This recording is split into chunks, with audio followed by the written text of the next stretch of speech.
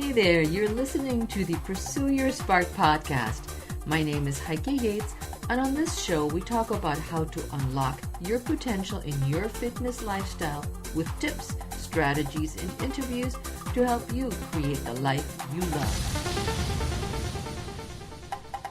Hey there, and welcome to episode 31 of the Pursue Your Spark podcast. Today, I'm sharing another incredible story of one of the amazing women that I have the honor to interview. I call this part of my podcast, Women on the Move. I think I've never shared with you why I call this part of my podcast, Women on the Move, but I think of it as a place where women can learn, share, and execute ideas to make each other stronger. The strong women that share their story here on my podcast change their lives by overcoming obstacles, tackling challenges, and sometimes completely transform their lives. Their stories empower other women to find strength, courage, and confidence in their lives. So let's dive into episode number 31 called, What Was I Thinking? My guest today is Arja Pirinen.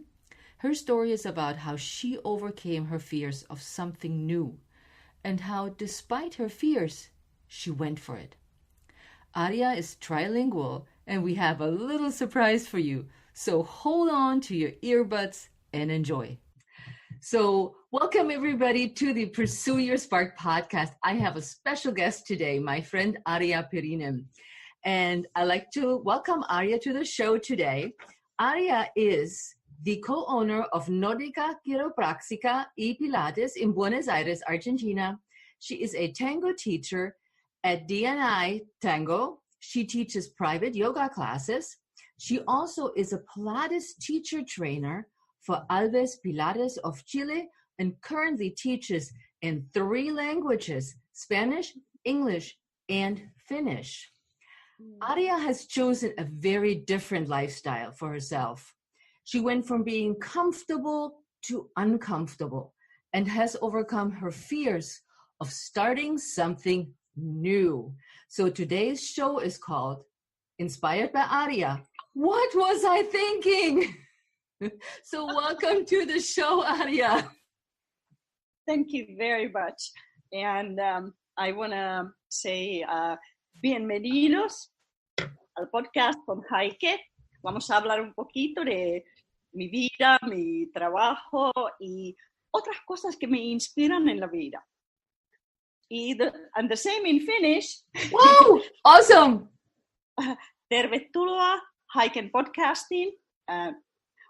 Tulemme juttelemaan jonkun verran minun elämästä, työstä ja asioista, jotka inspiroivat minua. That sounds like really fantastic. And guys, I asked Arja to do that for us because she is fluent in all 3 languages. I mean, clearly because she teaches in those languages and is a teacher trainer. But I thought it would be so fun to welcome our Spanish-speaking audience and the Finnish as well. So that was fabulous. I love it. So thank you for being here. So I thought it would be so fun to share your life with my listeners because it is very different for women at our ages. And you said I could reveal your age. Yes. Is that still good? So Arja is 62.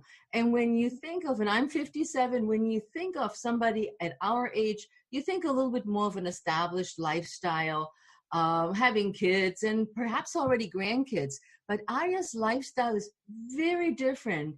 And I want to start with, how did your journey start living in all those 3 countries? Because you used to live in Finland.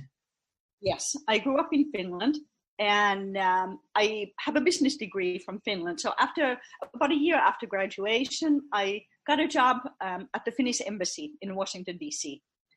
And that was just a 4-year assignment. But after that, I won in the State Department lottery, the green card. So how does it work with the green card? How do you win it? Well, they had a lottery for countries, mainly for like European countries and I think South America, people who otherwise had hard time getting into the States. And there was a quota per country.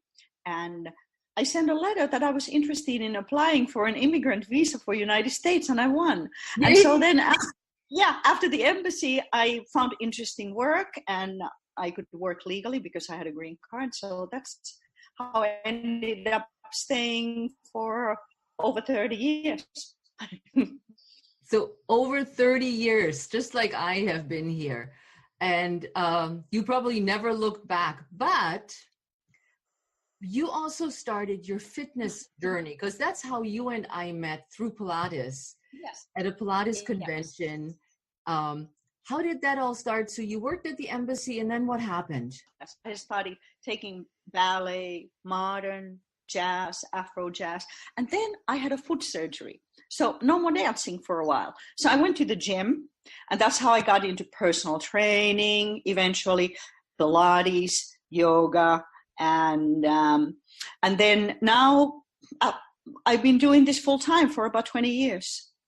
Yeah, because I see you also traveling for a lot of workshops around the world. Suddenly you're in Spain at some workshop, and yes. It's really a lot of fun. So we met through Pilates, and you not only kept Pilates and training in your repertoire, but you also added yoga. Mm-hmm. And I know you dabbled a little bit in gyrotonics as well. Yeah, gyrokinesis. I'm certified in gyrokinesis. I studied with a teacher from Brazil in the States, and then I did my certification in Germany. Oh, interesting. Okay.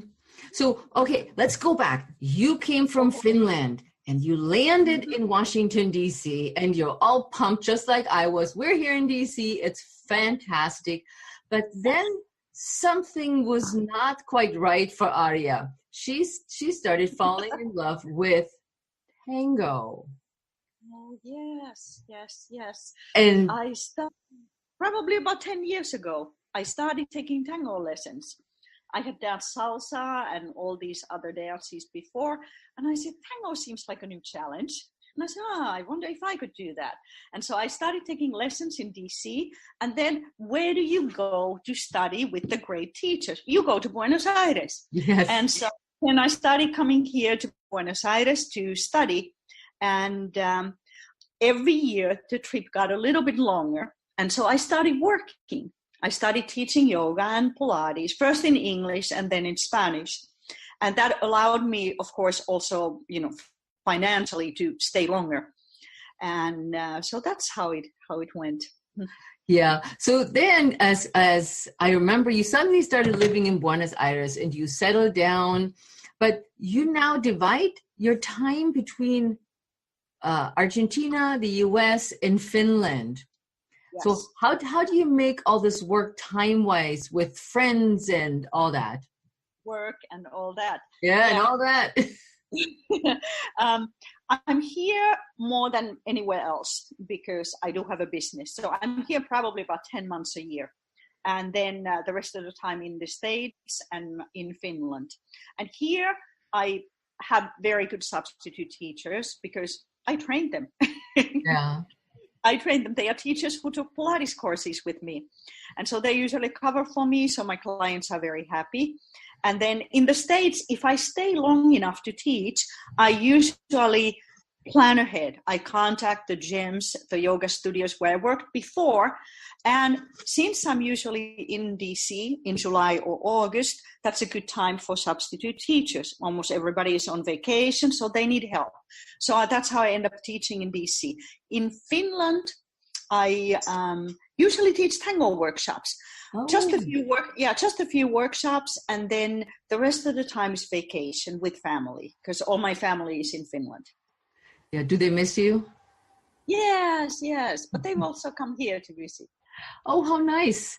Because my family is literally never coming here to visit. They always think I should come to Germany and spend all my money and time with them. So there's not a lot of reciprocation as far as that is concerned. Yeah. Oh, that's Well, awesome. yeah, my family actually would like me to move to Spain because I now teach in Spanish, because they would have a new vacation location much closer than Argentina.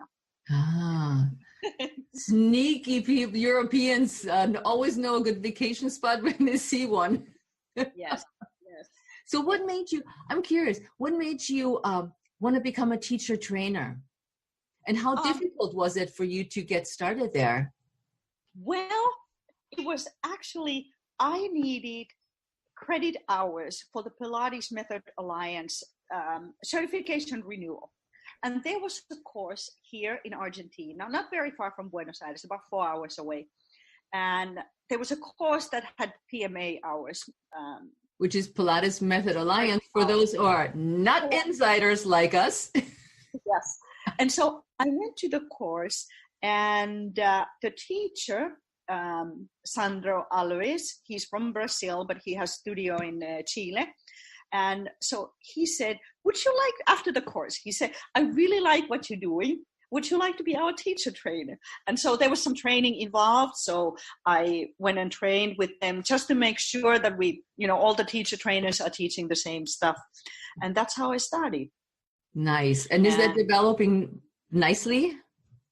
Yes, it's going really, really well. I have done so far, I think, 5 courses this year, that are like 5 modules. And then I have 1 more left in November. And I've already committed to doing the same set next year. Mm-hmm. So we're covering Pilates mat, all the equipment, everything. That's a fantastic source of income as well. Yeah. Yes, it really helps here. So if you were to choose, what do you love best teaching just right now? Is it tango, Pilates, or yoga? Well, actually, I can't choose, and I don't want to choose, because this is what keeps my life interesting, because I'm not doing the same thing every day. This is why I like what I'm doing, because one night I teach tango, and then I teach Pilates. I've also given Finnish lessons here, private lessons, and I've also worked as a tour guide for a company that does tango tours, because I am a people person and it's easy for me to talk about tango. Yeah. And I have good knowledge of the tango bars in Buenos Aires. So anybody who's going to Buenos Aires, Arja will leave her contact information. You know how to find her, because that's always good to know somebody that you can trust, especially when you travel abroad. Yes. Now, with that said, you said to me, based on your lifestyle, because I still keep shaking my head how you make this work in 3 countries. You said, Heike, the lifestyle chose me. Yes. Yes. Tell me about that. That's, I think, even when I was really little, before I even studied any foreign languages, all that, I wanted to live overseas and kind of get to know other cultures, learn other languages, and I wanted to dance. And so then, of course, as you grow up, you try to gear your life towards that goal. And so you study things that help you for that, and you kind of have a plan. And your plan was? My plan was to go overseas, live in another country, maybe not just one, like I've done, and have new challenges, yes. Mm-hmm. Yeah, because the title for today's show, What Was I Thinking, came after we prepared for, or during when we prepared for this interview. She said, you know what, sometimes I wake up and I say, what was I thinking? Of course, because everything is not going to work the way you planned. And so you have days you say, what was I thinking? And then you figure out things. And in the end, it's totally worth it. See, and that's why I thought it would be so fun to have you on our podcast, because many women feel they're stuck in their life. They are not brave, or they'd rather be uncomfortable.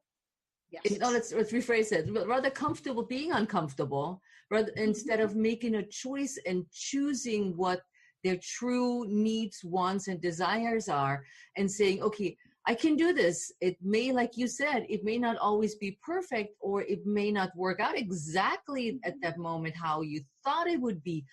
But then you overcome that fear and you go, I know, I got this. Yes. And you end up doing things that you didn't think you could do.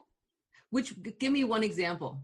For example, when I first came here, I had been here a couple times, but I didn't speak Spanish really well. And I had been at the Tango school, and they were looking for a substitute yoga teacher. The yoga teacher was going on vacation. And they said, you teach yoga? And I said, yes, I teach yoga. And they said, could you substitute? And I said, yeah, I guess I could. And they said, can you teach in Spanish? And I said, when do you want me to start? And they said, next week. I said, yeah, of course I can. And so then I spent the whole weekend reading the Iyengar yoga poses in Spanish and talking myself through the poses. And so I studied all weekend and working on the language of the poses, how to cue them, all that. And I ended up teaching. And then it really wasn't that bad, even if I didn't have everything right, because you have students and you will ask them, like, what is this part of the body? I don't remember the name of this in Spanish. And they will tell you. Yeah. So it was, yeah. And I didn't think I could do it, but then I always say yes, and then I figure out how to do it. Now this could be a catch-22 right there. It's like, whoa. Can be. Yeah. You have to be careful with that. But I think it's good to just like take the bulls by the horns and say, you know, what's the worst thing that can happen? That, like you said, you don't know a body part. So you muddle through. Yeah. That's a good example. That's a great example. Talking about relationships a little bit. I know you said you're single and you don't have children. How do you deal with friends in the different countries when you're gone for so long? Does it influence the relationships? Has somebody, maybe a guy in your life, the man or the woman in your life, said, oh, I want you here with me. You don't travel, stay with me in Argentina forever? Or tell us more about the relationship aspect of your life. Well, I think as far as relationship, somebody with my lifestyle, we tend to choose people to be with us who understand this kind of a lifestyle, who are not so dependent on us that, you know, you wouldn't be able to travel, go to another country for a month. And so, and with friends, it's actually great, really great, because I have really dear friends in the States, of course, because living there for over 30 years. And then here also, and in Finland. And I get to see all of these people every year. Yep. That's a nice benefit, because I don't do it that often. So I've lost a lot of touch with a lot of my German friends, except for one friend. And I can see the benefit of that. And you're right. You choose people that appreciate your lifestyle. Yes. Yeah. You choose people that appreciate your lifestyle, and they might even have the same kind of lifestyle. And so, yeah. What would you say to a woman that might be inspired by your story today and said, I'm going to start out living like Arja? What would you say they need to know to start out with? Let's start with a need to know. What should they consider before they even take the leap? Well, the method that I use is very simple. First, I have a thought. Let's say a dream. Like, oh, it would be really nice to do this or live in that location or work, do something different. And then I vocalize it. Because when I talk to people about it, that's almost a plan. So I talk to friends, I talk to family, I use them as a sounding board. And then you will notice that some people will say, oh, what an amazing idea. I hope you can do it. And then you have some friends who will say, you're absolutely crazy. This is never going to work. And then you do your research. Even though my lifestyle might seem very spontaneous, I'm from Finland, so we are very practical, very organized. So I do a lot of research, especially if you're relocating or you're starting a new business. What do I need to do to get there? For me, what are the challenges? Language, culture, how do you work here legally, housing, and also, can I actually make a living doing what I do? And so those are very practical things. And then also the economic side, in a sense that when you establish a new business or when you go to a new location, do I have the funds to survive until I start making money? Good point. And then you can see if it's a realistic option. Mm-hmm. And that's what I usually do. And that's what I did before coming here. Yeah. Good planning, I think, is really important. I mean, we're not au pairs anymore, diving into a country and just say, let's see what happens. No, we don't do that. Yeah. What is one of the big obstacles that you could think of that you might have to overcome or overcame in your life up until now to achieve that lifestyle? Fear. That was the biggest obstacle, I think, because you think about things and then you're like, oh, I don't know if it's going to work, But then also with the age, I can't say that I don't have the fear. It's just that now I do things with fear instead of not doing anything. Love it. I love it. Mm-hmm. So let's all be fearless. Yes, because it's totally, in the end, it's totally worth it, because you can always go back to what you were doing if it doesn't work. That's always been my thinking. That's a good point. I like that too. It's like, you know what? It's not like you dive in off the deep end and then you can't climb back up. Yeah, you can climb back up. And also, it's really, really good to have new challenges because it keeps you learning. And, like we said, I'm 62. It's like when we get to the point where we don't want to learn anything, then we're done. Yeah. Yeah. So it's constantly learning new things. That's a very good point. So with learning new things, so where's your business with Tango and Pilates going? Where do you see it going? What are your plans for that? Well, right now, I definitely want to stay with the as a teacher trainer because I really enjoy the work. I have wonderful teachers working with me in the courses.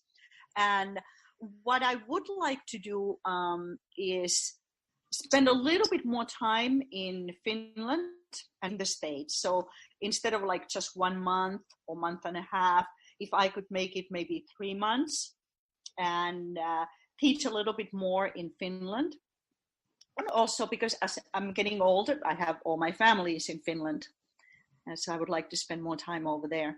So that's what I'm thinking about. And Tango, I'm going to continue in the Tango school because I really enjoy the work over there. Teaching is fun. Know that. As we know, dancing Tango is aiding in the prevention of Alzheimer's. A lot of research has shown that dancing, in particular research on Tango has shown that because the cognitive skills are challenged and that people are learning better, become better learner, less more aware of their movements and so forth. Yes, definitely. Yeah. So as a final tip, what do you say to the ladies listening? Here's Arja's tip to overcome your fear. And if you have fears, just go for it with fear. Go for it with fear. I like this. This is a good way to close it up. Stop fear in its tracks and go for it with fears. I love it. Arja, how can people reach you? How can they book a session with you? What are your social media handles? Probably best one is either Facebook or email. And our site is under work right now, so Facebook or email. Facebook or email. And I put those, and they're both under your name, Arja Pirinen. Yeah. Mm-hmm. So I put those in the show notes for all of you who do not know how to spell Arja. I didn't know. And I know because it's with a J, people are saying Arja, I'm sure. Or the Spanish version, Arja, Oh, there you have it. because of the jota. There you have it.